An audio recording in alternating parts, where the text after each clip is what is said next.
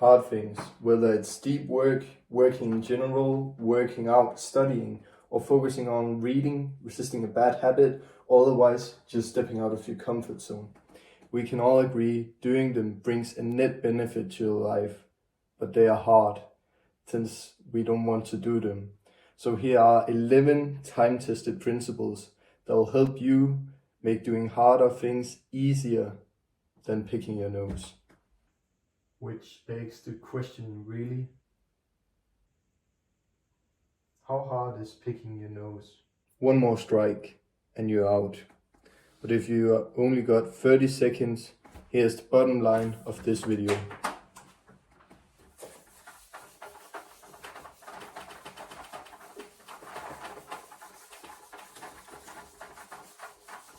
To make hard things easier, you simply need to rebalance your dopamine stores, so the cheapest form of dopamine you'll get is doing the hard thing itself.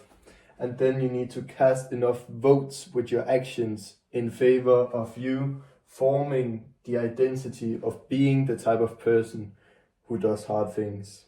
But if you like a bit more of an explanation, follow me.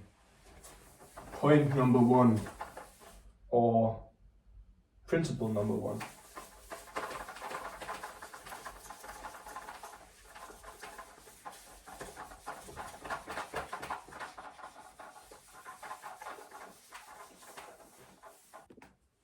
Okay, the first principle is the depleted brain will always default to ease. Quick note here, if you watched the other video we did about dopamine, or you know anything else about dopamine, some of this stuff will sound familiar. But I still recommend you to listen to this section instead of skipping on, because this is the most important principle of the whole video. And if you just understand this stuff, you'll be fine when it comes to doing hard things easier. So just treat this as a refresh of your memory. And yeah, anyway, let's begin. The molecule dopamine is something your brain produces, otherwise known as the neurotransmitter, that is responsible for you feeling craving, motivation, and rewarding. Basically, dopamine is responsible for you feeling motivated to do the hard thing and then find it enjoyable, rewarding while you're doing it and after you've done it. But here's the tricky thing. When it comes to the molecules in the brain and dopamine, your brain can only produce a certain amount throughout the day. So, in order for you to protect its dopamine levels, your brain is always trying to maintain a homeostatic balance of its dopamine levels. You can imagine your dopamine levels existing like a scale. You'll have 5, which is being the ideal state of your brain, where your brain would like to stay at. Then you have 0 being depletion, and you'll have 10 being influx of dopamine. So each activity that you do throughout the entire day has its dopamine cost, meaning if you're engaging in activities that first of all are very dopamine energetically rewarding, pleasurable activities such as scrolling, drugs, sex, watching porn, eating junk food, all of those bad habits, it's going to result in your dopamine levels crashing below baseline as soon as you stop the activity. And when your dopamine levels crash, you're in a state known as a dopamine deficit state. And whereby as above, so below, first at peak, then at crash. Because your brain needs to go below baseline in order to come back up. And this process is otherwise known as the pleasure-pain balance, which was popularized by the psychiatrist Dr. Halen. And the pleasure and pain balance works like this. As soon as you stop doing something that initially gave you that instant pleasure, the gremlins is jumping on the other side. of the balance to tilt it towards pain, causing you to feel the complete opposite of everything you felt while you were doing the pleasurable activity. For example, when you scroll on social media or YouTube, you feel connected, engaged, and entertained. But as soon as you stop, you feel tired, groggy, lonely, depleted, and bored. So, how does this relate to making doing hard things easier?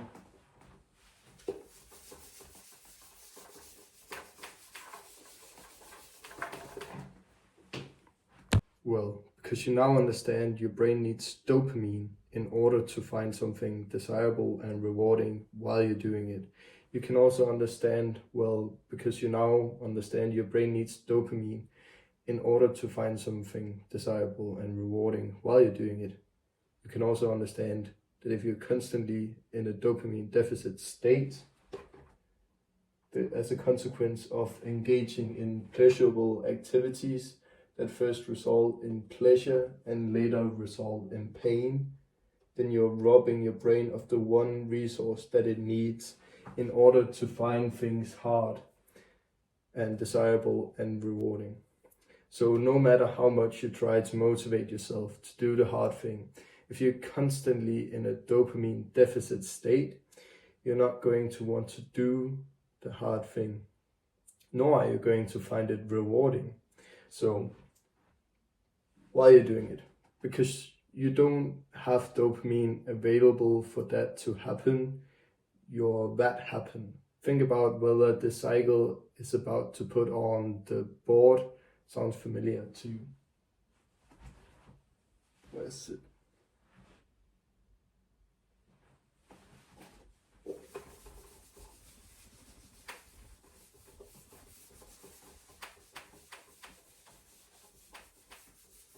First of all, you get yourself into a dopamine deficit state due to engaging in fast dopamine activities, also meaning high pleasure activities. Then you set expectations that you should be able to do one thing, whatever it is. Maybe you're scrolling and you start comparing yourselves to other people. You start thinking, I should be working out more, I should be doing more deep work, learning more, working out more, studying more, whatever it is. Then you try to do the hard thing. But what happens? Well, you are in a dopamine deficit state, so obviously you're going to fail. But then you criticize yourself for not being able to do the hard thing. And obviously that is uncomfortable. So you seek escape from that self-hatred and discomfort with more fast, totally, which puts you in again a dopamine deficit state. So in order to make doing hard things easier, to escape this whole annoying cycle, there's only two things you need to focus on.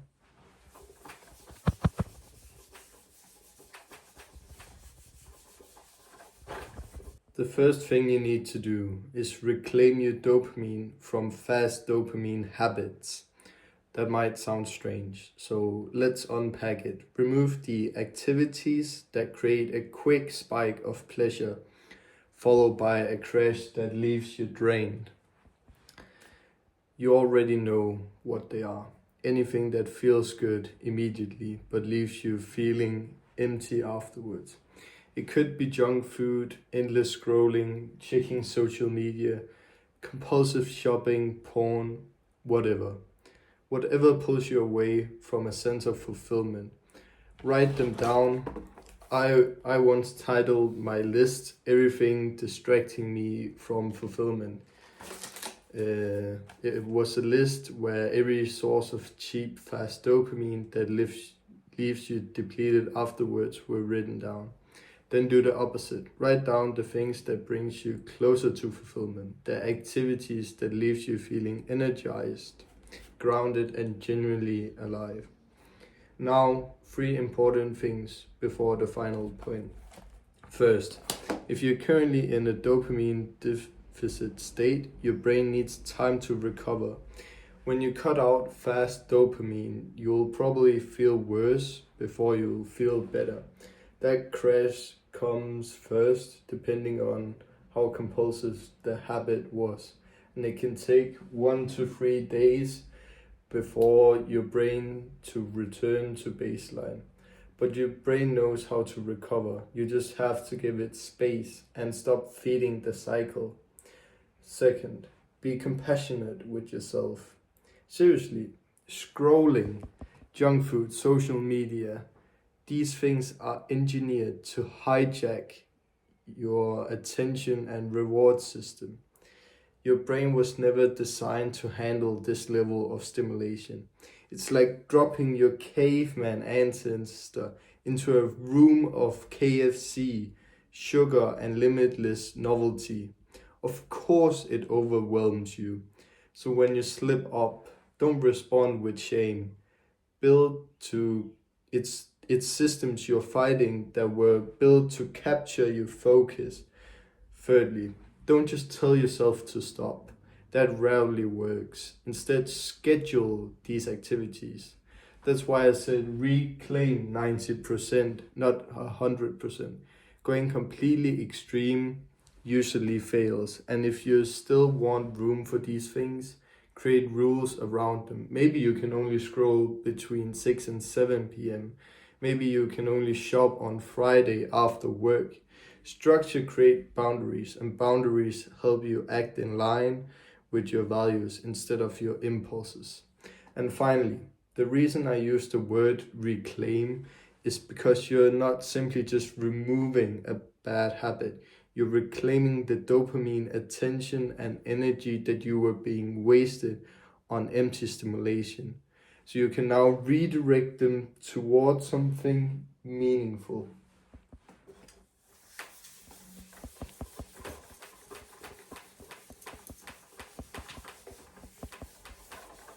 The final thing you need to do is this. Once your dopamine levels begin returning to normal, usually after the 1 to 3 days away from fast dopamine, start leaning into the other side of the balance. Here is the interesting part about the pleasure-pain system. Activities that feel uncomfortable at first, the ones that require effort before reward, create a completely different kind of dopamine response. These are slow dopamine activities with fast dopamine. Pleasure comes first and pain follows. But with slow dopamine, it's the opposite. The discomfort comes first and the reward comes afterwards. The moment you push through something difficult, your brain begins tipping the balance towards lasting pleasure, fulfillment, and satisfaction. That's why the rewards from hard things feel deeper and more meaningful. You already know this from experience. A workout feels difficult when you begin, but afterwards you feel energized, clear-headed, and proud of yourself. Deep work, studying, reading, or focusing intensively on something can feel painful for the first 5 to 20 minutes. But once you enter a flow state, you feel completely locked in. And when you finish, you're left with a sense of accomplishment instead of emptiness. That's the difference. Fast dopamine leaves you with overstimulated and depleted, whereas slow dopamine asks something from you first, but gives you far more value in return. So how could we summarize this all in one?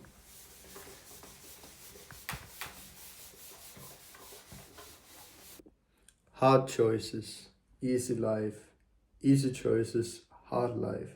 Before we move on, I want to make one thing crystal clear. The point of the last few minutes was not to tell you how you should live your life. This isn't about a moral judgment. You can do whatever you want. You can scroll, binge content, indulge your habits. That's entirely your choice. The consequences of your choice is just something you cannot escape.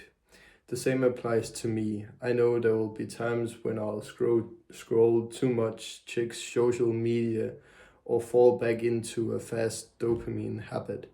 But we have to remember this. The more we consume fast dopamine, the less motivation, focus, and enjoyment we have for the difficult things that actually matter to us. And that's a trade off. Fast dopamine makes hard things feel harder. It lowers our tolerance for discomfort, it weakens our attention span, and pulls us away from meaningful effort. That's all I wanted to communicate. So, now moving on to principle number 2. How do you motivate yourself to keep going when you are in the arena of discomfort? You have to learn how to embrace discomfort. The biggest barrier between you and meaningful progress is not the work itself, it's the discomfort you feel while doing it. It's the mental resistance of trying to focus while studying, the urge to check social media instead of reading a book, the burn in your muscles as you grind through the final rep, the frustration sitting with a difficult idea instead of escaping into distraction. But here's the important realization. The meaning of discomfort is entirely up to you. You decide whether discomfort is something harmful to avoid or something valuable to move through. And once you understand the pleasure-pain balance, everything changes. You begin to see discomfort completely different. Instead of interpreting it as a sign to stop, you recognize it as a necessary price of growth, the temporary pain that creates long-term reward. The discomfort is not the problem. The discomfort is the path. That anxiety, resistance, and friction you feel while doing those hard things, that's often a sign you're moving in the right direction. So the next time you experience discomfort, don't panic, don't run from it immediately. Stay with it.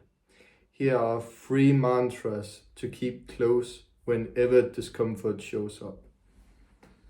Write these down, print them out, keep them close. The first mantra is, this is hard and challenging, and that's exactly why it's rewarding. The second comes from Alex Hormozi. This is what hard feels like, and this is where most people quit. A quick note on that. I realized that doing deep work sessions in the morning, I'll usually wake up and spend 1 to 3 hours studying or researching. And so often I catch myself thinking, why does this feel so hard? Then one day it clicked. Of course it's hard. It's supposed to be hard. The problem is that we conditioned ourselves to expect everything to feel easy. So the moment resistance appears, we assume it's wrong, but the discomfort isn't a sign. You should stop. It's often a sign that you're doing something meaningful, like meaningful work. And the final mantra is, the faster I do the hard things I'm avoiding, the faster I get the life that I want. But none of this works if you can't master your evenings. And I'll tell you why.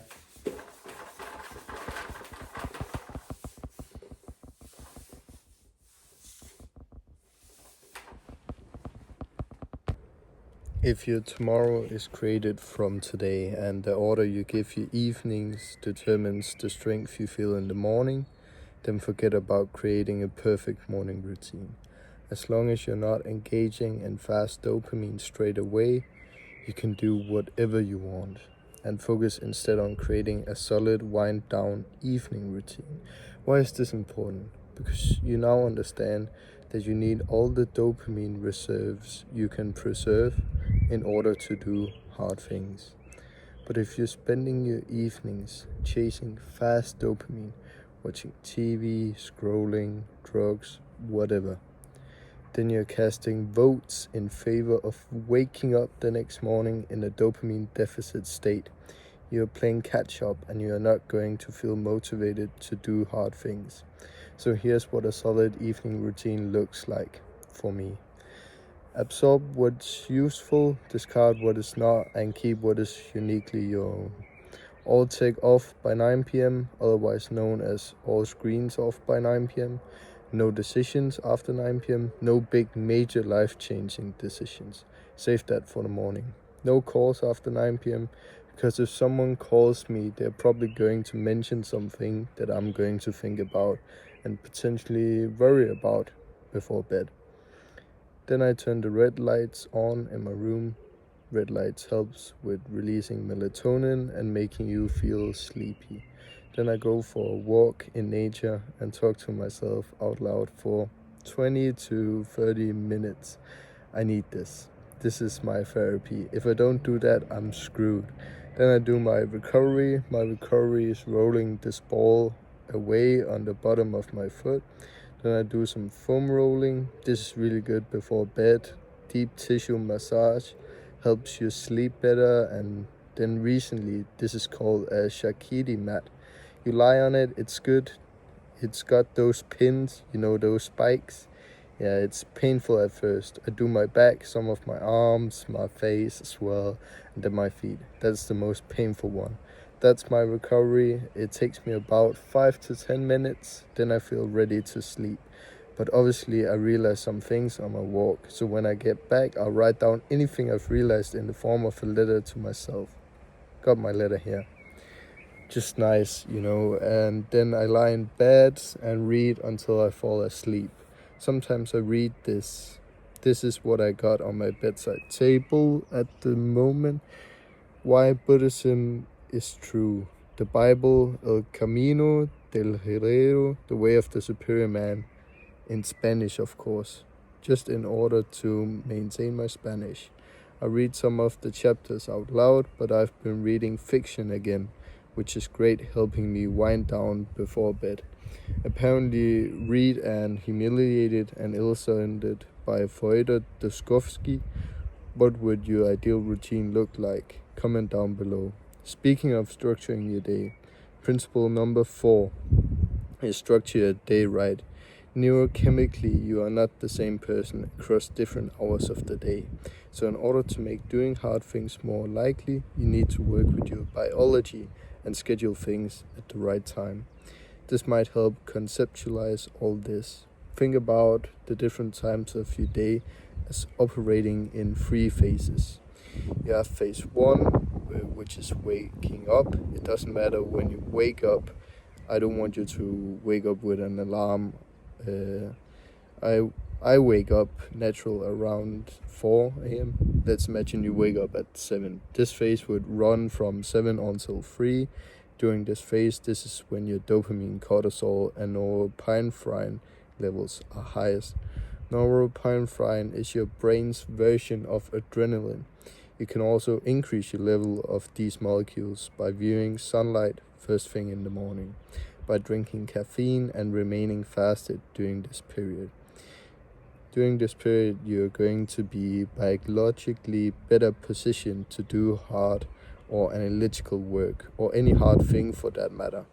Hence, it's important to wake up and do deep work, study, or read first thing in the morning. After this phase, you then go into phase 2, which is 9 to 16 hours after you wake up. This would run in our schedule from 3 until 11 at night. This is where your serotonin levels begin to increase, putting you in a more relaxed state. Now you're going to be better off in this phase doing things like brainstorming, creative work, thinking more outside of the box about whatever problems you're tackling. Maybe you tap into a creative task, or you go out in nature and socialize. Remember, you are in a more relaxed state here, so utilize that. Then phase 3, 17 to 23 hours after you wake up. This would be when you should be asleep, or at least preparing to sleep. Keep a low temperature in your environment and make sure the lights are dimmed. As neuroscientist Andrew Huberman says, it isn't about getting the most important stuff out of the way. It's about leveraging your natural biology towards the best type of work for the biological state you're in. And before we move on, there's some nuances, especially to phase 1 and phase 2. For example, I do wake up and do deep work first thing in the morning for about 2 to 3 hours. What I've found recently is that I'm also doing deep work around 4 to 6 in the afternoon after I've been to the gym. And to find that I can get into a flow state quite easily. So use this as a guide, stick to it first, and then organize it in a way then is easily accessible for you.